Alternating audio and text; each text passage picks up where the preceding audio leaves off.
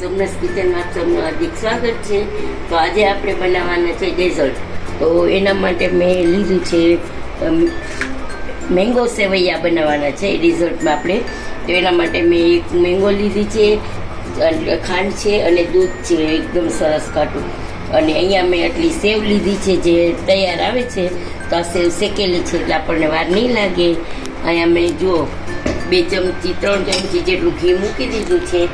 તો આપણું ઘી ઓલરેડી આ ગરમ થઈ ગયું છે, તો આપણે એમાં સેવ નાખી દઈશું।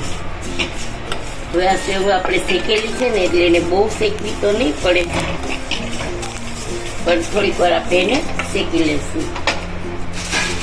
આપણે આ મેંગો હતું ને એને એકદમ આપણે પીસી એને એકદમ ગ્રેવી કરી લીધી છે, પાણી નથી નાખ્યું, એમને જ આપણે પીસી લીધી છે। તો હવે આપણે છે ને જો આપણી સેવ શેકાઈ ગઈ છે, ગેસની ફ્લેમ એકદમ સ્લો જ રાખી છે, કેમ કે ફાસ્ટ ગેસે તો નહીં શેકાય, એટલે આ બહુ શેકવાની નથી, આપણી સેવ શેકેલી જ હતી। તો જોઈ શકો છો હવે સેવ એકદમ સરસ શેકાઈ ગઈ છે। તો અહીંયા આપણે નાખવાનું છે દૂધ।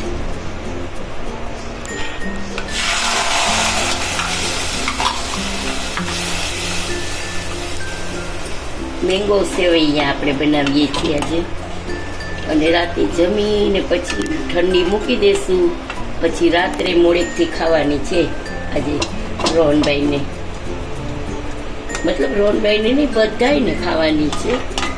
જો ગાઈઝ હવે આપણે અહીંયાથી ખાંડ ઉમેરી દઈશું, અને પછી આપણે ખાંડ નાખ્યા પછી આપણે આ પલ્પ છે જે કેરીનો આપણે પીસી લીધો છે પલ્પ, એ પલ્પ આપણે ઉમેરી દઈશું।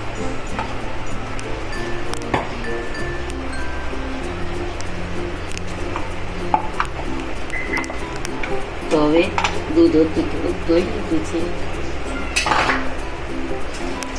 હવે આપણે આને છોડવાનું નથી, ચલાવતું જ રહેવાનું છે, કારણ ખાંડ નાખીને પછી જ પલ્પ નાખવાનો, નહીંતર દૂધ ને કેરી બે સાથે થાય ને તો થોડું પેલું થઈ જાય।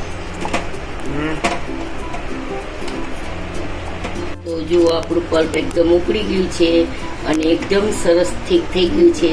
તો આમાં સેવૈયા દેખાય છે તમને, અને હજી ઠંડુ થશે એટલે એકદમ સરસ લાગશે। તો આપણે એને હવે ગેસ કરી દઈશું ઓફ, અને આને ઠંડુ કરશું, પછી આપણે મૂકશું ફ્રીજમાં, ફ્રીઝરમાં નહીં હો, ફ્રીજમાં।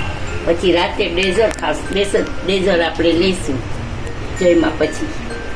તો જુઓ સરસ થઈ ગયું છે, ગેસની ફ્લેમ ઓફ કરી દઈશું। ચાલો ગાઈઝ આપણી સેવૈયા તૈયાર થઈ ગઈ છે સરસ મજાની, અને એકદમ સોફ્ટ છે, ઠંડી થઈ ગઈ છે। તો હવે ખાવા માટે બધા રેડી છે, તો આપણે સર્વ કરી દઈએ છીએ।